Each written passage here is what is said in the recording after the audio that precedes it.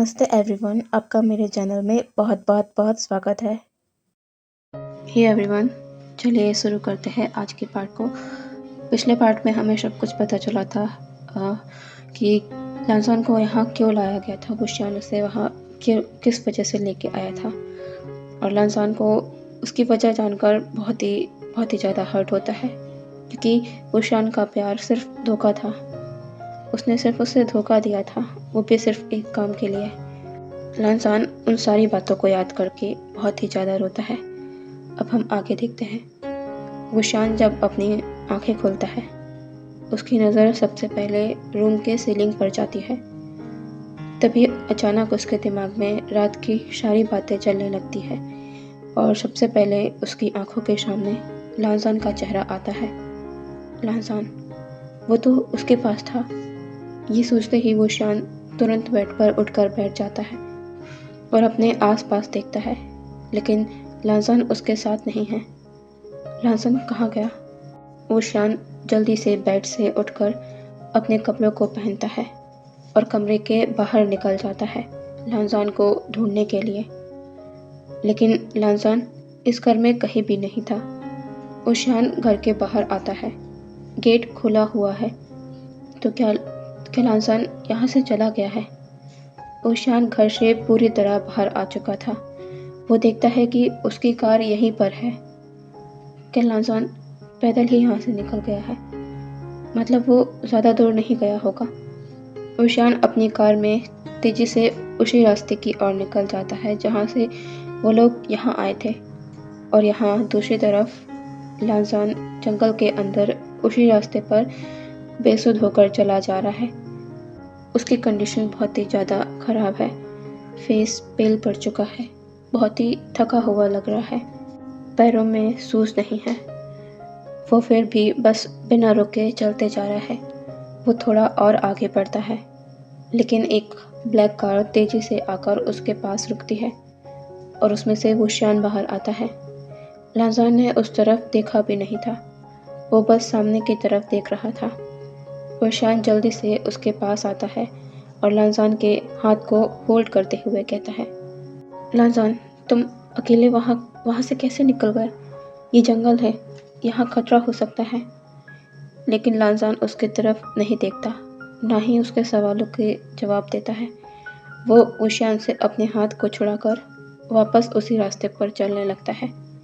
वुशियान फिर से लांसान को पकड़कर अपनी ओर खींचता है। लांसान वुशियान के चेस्ट से हिट होता है। वुशियान कहता है, लांसान, तुम मेरा जवाब क्यों नहीं दे रहे? वुशियान को जब लांसान का जवाब अभी भी नहीं मिलता तो वो अपना सर नीचे कर लांसान को देखता है। इसकी आंखें बंद है, उसका सर वैसे ही वुशियान के चेस्ट में रखा हुआ है। वुशियान लांसान के गालों पर टैप करते हुए उसे जगाने की कोशिश करने लगता है, लेकिन लांसान आंखें नहीं खोलता। वो बेहोश हो चुका था। अब हम देखते हैं सीधे शाम को। लांसान जो बेड पर लेटा हुआ है, वो धीरे धीरे अपनी आंखों को खोलता है। उसे ये जगह जानी पहचानी लगती है। फिर उसे समझ आता है कि ये उसका ही घर है और वो अपने रूम में है। वो बेड से उठने लगता है, तभी उस रूम का डोर ओपन होता है और लांसान जब सामने देखता है तो वहाँ से वुशियान अपने हाथ में कुछ फूड के साथ अंदर आ रहा था। वुशियान की नज़र लांसान पर पड़ती है। वह देखता है कि लांसान जाग गया है। वो जल्दी से उसके पास आ जाता है। वो फूड को साइड में टेबल पर रखकर लांसान के हाथों को होल्ड कर लेता है और कहता है, लांसान, तुम ठीक हो? अब तुम्हें कैसा लग रहा है? लांसान बस एकटक वुशियान को देख रहा था। वो शांत है, लेकिन ऐसा नहीं है कि उसे कोई भी बात याद नहीं है। उसे पिछली रात की सारी बातें याद है। पिछली रात ही नहीं, उसे इन 1 हफ्तों की सारी बातें याद है कि क्या क्या देखा उसने, कितने झूठ और सच उसके सामने आए। वो वुशियान के इतने सवालों के बाद सिर्फ एक ही चीज़ कहता है, आप यहाँ से चले जाइए और हो सके तो कभी मेरे सामने मत आइएगा। लांसान के कहे शब्दों ने वुशियान को पूरी तरह हिलाकर रख दिया था। वो कहता है, लांसान, मेरी बात सुनो, जो भी हुआ वो मुझे। लांसान कहता है, वेन, मैं पिछले दिनों की कोई भी बातों को नहीं सुनना चाहता। मैं इन पिछले 5 दिनों की बातों को भी भुला दूंगा, जिस तरह मैंने उन 4 महीनों की बातों को भुला दिया जिसमें आप मेरी ज़िंदगी में आए थे। आई होप आगे से आप मेरी ज़िंदगी में कोई दखल अंदाज़ी नहीं करेंगे। मैं उन बातों को भूल जाऊंगा और आप भी भूल जाएं। अगर आप वापस से मेरी ज़िंदगी में दखल अंदाज़ी करने की कोशिश करेंगे तो मुझे कानून का सहारा लेना होगा। फिर वो सारी दबी हुई बातें सामने आएगी जो आप छुपाए रखे हैं कि आप किससे मिलते हैं और क्या काम करते हैं। ऊशान लांजान की बातों को सुनकर यकीन नहीं कर पा रहा था इस बात पर कि ये सब उसका लांजान उससे कह रहा है, जो कभी ऊशान के माथे पर एक चिंता की लकीर भी बर्दाश्त नहीं कर पाता था। उसे समझ आ गया था कि उसने लांजान को अपने से बहुत दूर कर दिया है। 2 महीने बाद सब कुछ बदल गया है। कुछ दिन रोकर अपने सारे दर्द को अपने दिल के एक कोने में रखकर लांजान वापस से अपने काम पर जाने लगा था। ऊशान हर दिन उससे बात करने की कोशिश करता, लेकिन लांजान उसे इस तरह इग्नोर करके चला जाता कि जैसे ऊशान इस दुनिया में एग्जिस्ट ही नहीं करता हो। 2 महीने से ऊशान कोशिश कर रहा है, लेकिन वो उससे बिल्कुल भी बात नहीं कर पाया है। लांजान हॉस्पिटल से वापस घर आ गया था। वो अपनी कार से बाहर आता है, तभी उसकी नज़र एक और जाती है जहाँ ऊशान खड़ा हुआ है। लांजान उसे पहचान सकता है। ऊशान के सामने बहुत से लोग खड़े हुए हैं। ये वही जगह थी जो लांजान के घर से 50 कदमों की दूरी पर थी, जो लांजान ने ऊशान को उसके बर्थडे पर गिफ्ट की थी। ऊशान वहाँ घर बनाने की तैयारी कर रहा है। ऊशान की नज़र जब लांजान पर पड़ती है तो लांजान वहाँ से चला जाता है। ऊशान उसे जाते देखने के अलावा और कुछ नहीं कर पाता। एक दिन लांजान सुबह हॉस्पिटल के लिए निकलने वाला था। वो घर के बाहर आता है, लेकिन वो देखता है कि ऊशान उसके कार के पास खड़ा हुआ है। लांजान उसे इग्नोर कर कार पर बैठने लगता है, लेकिन ऊशान उसके हाथ को पकड़ लेता है और कहता है, ये तुम्हारा लंच। लांजान ऊशान के हाथ में देखता है जहाँ एक लंच बॉक्स है, लेकिन वो उसे नहीं लेता और जाने लगता है। ऊशान ये देखकर लांजान को अपने पास खींच लेता है और कहता है, लांजान, मुझसे नाराज़गी है, उसका गुस्सा खाने पर मत निकालो। देखो तुम्हारी हालत को, बहुत वीक लग रहे हो कुछ दिनों से, चेहरा भी उतरा हुआ है, इसलिए ये लंच लेकर जाओ। मैं वहाँ तुम्हारे पास नहीं आ सकता तो क्या हुआ, मैं यहाँ तो तुम्हें ये लंच दे सकता हूँ ना। लांजान को फिर गुस्सा आता है। ऊशान को यहाँ देखकर वो उसे कुछ कहने ही वाला होता है, लेकिन अचानक ही उसकी आंखों के सामने अंधेरा छाने लगता है। वो गिरने लगता है, लेकिन ऊशान वो उसे थाम लेता है। उसे समझ नहीं आता कि लांजान को क्या हुआ। वो तुरंत लांजान को हॉस्पिटल लेके आता है, जहाँ शाओशिनचैन लानवांगजी को चेक करता है। ऊशान भी वहीं पर था। उसका दिल ज़ोरों से धड़क रहा है। लांजान को आखिर क्या हुआ? वो शाओशिनचैन से कहता है, डॉक्टर, क्या हुआ लांजान को? वो बेहोश कैसे हो गया? वो बहुत दिनों से वीक लग रहा था। क्या कारण है, मुझे बताइए। शाओशिनचैन वीवूशियान को देखता है और फिर लानवांगजी को। वो कहता है, मिस्टर वी, क्या मैं आपसे कुछ पूछ सकता हूँ? वीवूशियान कहता है, हाँ, लेकिन क्या बात है? क्या कोई सीरियस बात है? लांजान ठीक है ना? डॉक्टर शाओशिनचैन कहता है, लानवांगजी बिल्कुल ठीक है, उसे कुछ नहीं हुआ है। ऊशान कहता है, तो फिर वो बेहोश कैसे हो गया? शाओशिनचैन कहता है, उसकी वजह कुछ और है मिस्टर वे। आप मुझे बताइए कि क्या आपके और लानवांगजी के बीच 2 महीने पहले कोई इंटीमेसी हुई है? ऊशान शाओशिनचैन के इस सवाल पर स्पीचलेस था। शाओशिनचैन कहता है, मिस्टर वे, मेरा ये जानना ज़रूरी है। बताइए कि क्या आपने और लानवांगजी ने नाइट स्पेंड की है साथ में या नहीं? ऊशान कहता है, हाँ, लेकिन इससे लांजान के बेहोशी का क्या कनेक्शन है? शाओशिनचैन कहता है, मिस्टर वे, लानवांगजी ऑलमोस्ट 2 मंथ प्रेग्नेंट है। जल्दी वो आपके बेबी को इस दुनिया में लाने वाला है। और लानवंग जी का वीक होना, ठीक से खाना नहीं खाना, ये सब उसकी प्रेगनेंसी के सिम्टम्स है। ऊशियान वो कुछ प्रोसेस ही नहीं कर पा रहा था। उसने जो सुना, क्या वो सच है? लांसन प्रेग्नेंट है उसके बेबी से। उस रात उन दोनों ने साथ में नाइट स्पेंड की थी, तो क्या ये उसकी बात से ही मैं फादर बनने वाला हूँ? अचानक ही वुशियान के फेस पर स्माइल आ जाती है। शाओ शिनचैन सब कुछ नोटिस कर रहा था। उसे सब कुछ पता है लांसन और वुशियान के बीच क्या क्या हुआ है इन 2 महीनों में, लेकिन उसे इसकी खबर नहीं थी कि वो इतने करीब आ चुके हैं। अब देखना ये होगा कि लांसन का क्या रिएक्शन होता है। वुशियान तो इस बात से खुश है, लेकिन क्या लांसन वो भी इसे जानकर खुश होगा?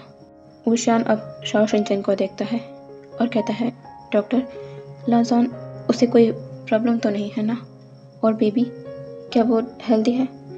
शाओ शिनचैन कहता है, यस मिस्टर वे, है तो दोनों ही हेल्दी, बट वुशियान कहता है, डॉक्टर क्या बात है?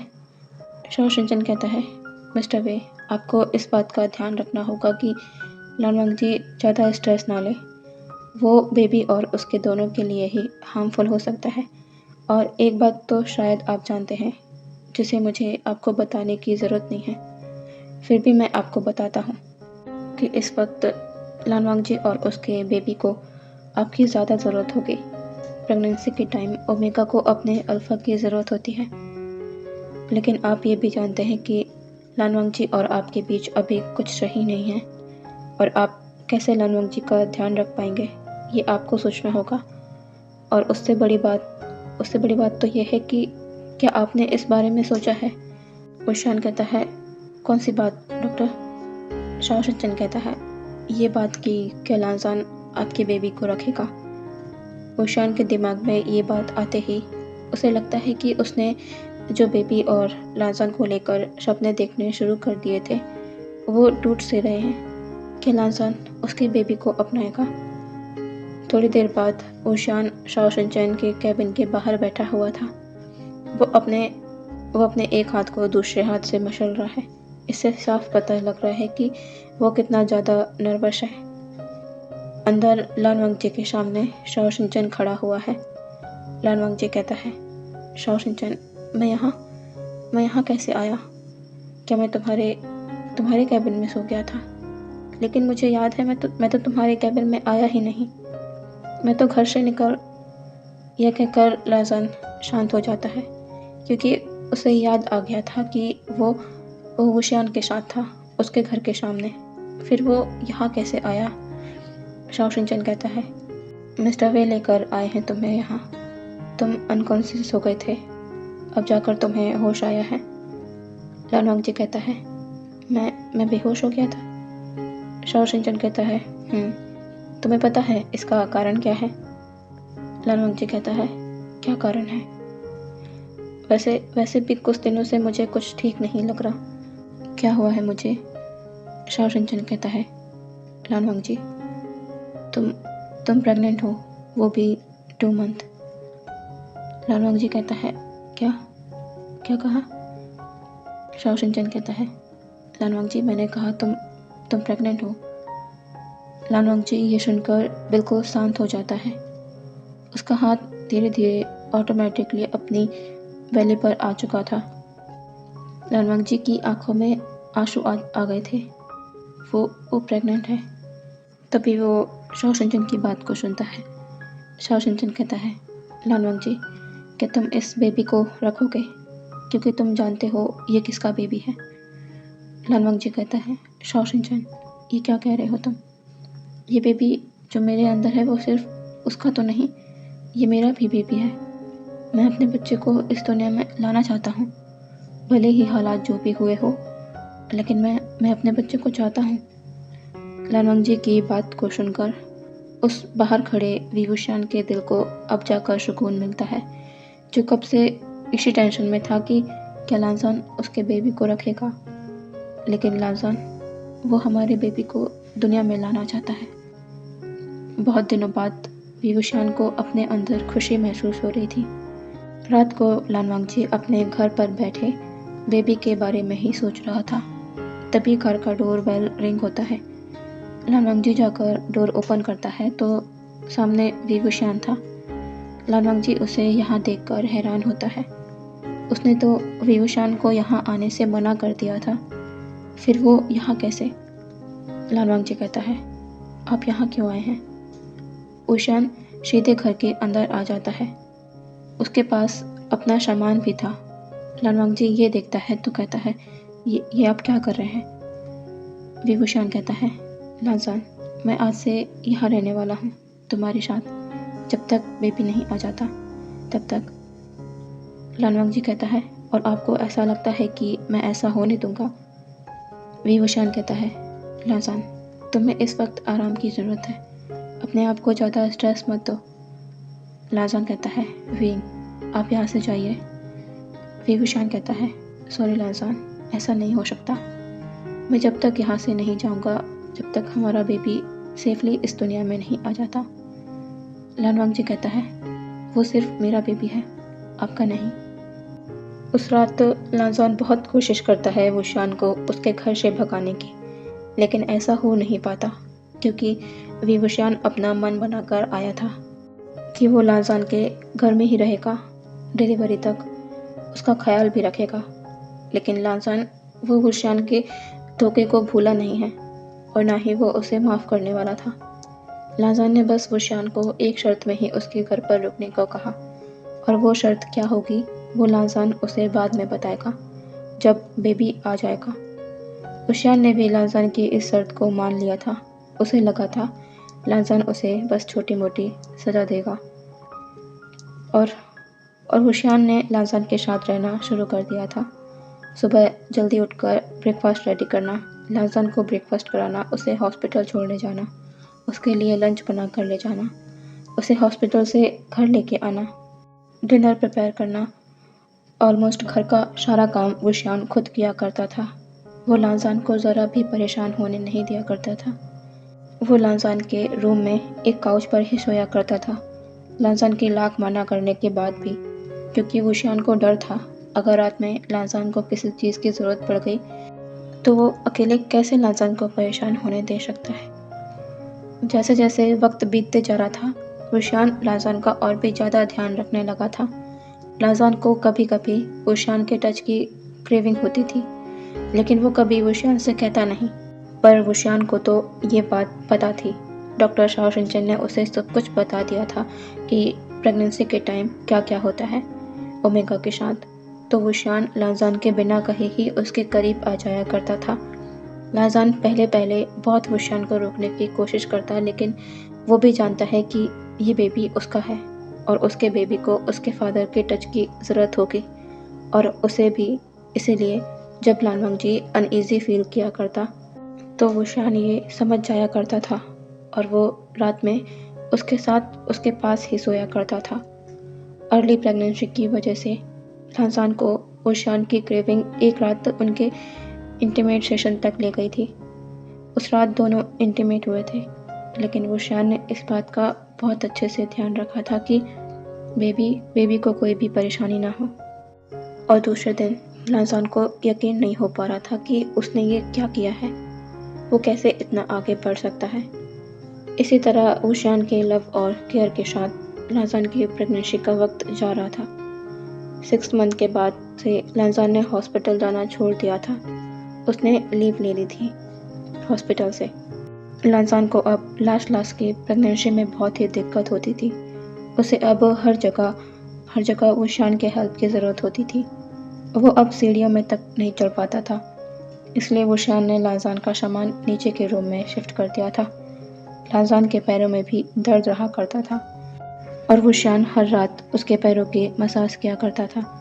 विभूषण जब भी लालजान की बेली को छूता बेबी को महसूस करने के लिए, बेबी कभी कभी इस तरह रिएक्ट करता विभूषण के टच से कि लालजान को नींद के बीच में ही उठकर बैठना पड़ता, और फिर वो विभूषण को बहुत सुनाता कि उसे रात को सोते वक्त टच मत करना, और विभूषण भी ओबीडियंटली उसकी बात को मान जाया करता। फाइनली डिलीवरी का टाइम भी आ जाता है। विभूषण हॉस्पिटल रूम के अंदर लालजान के पास ही था क्योंकि लांजान ने उसके हाथ को टाइटली पकड़ा हुआ था। और आखिरकार थोड़ी मुश्किलों के बाद लांजान ने एक अल्फ़ा बॉय को बर्थ दिया था और उस बेबी को सबसे पहले वुशियान ने ही होल्ड किया था। वुशियान की आंखें भर आई थी उस छोटे से बेबी को देखकर, जो कि उसका ही है। लेकिन जितनी खुशी वुशियान को उसके बेटे के इस दुनिया में आने की हुई थी, कुछ दिनों बाद उतना ही दर्द उसे तब होता है जब लांजान ने उसे अपनी शर्त में ये कहा कि वो कभी उसके बेटे को ये नहीं बताएगा कि वो ही उसका फादर है। और इसके साथ ही वुशियान कभी भी लांजान के घर में कदम नहीं रखेगा और ना ही वो उसके बेटे से मिलेगा। अगर वुशियान ने ऐसा किया तो लांजान अपने बेटे को लेकर यहाँ से कहीं दूर चला जाएगा। लांजान की कही सारी बातें वुशियान को पूरी तरह तोड़ने के लिए काफ़ी थी। उसे लगा था अब सब सही हो जाएगा, लेकिन उसने इसकी उम्मीद नहीं की थी। तो इस पार्ट को मैं यहीं रोकती हूँ। अब कल से स्टोरी स्टार्ट हो जाएगी हमारी, फिर से फ्लैशबैक एंड हो गया है। ओके, कल मिलते हैं नए पार्ट के साथ। Bye bye.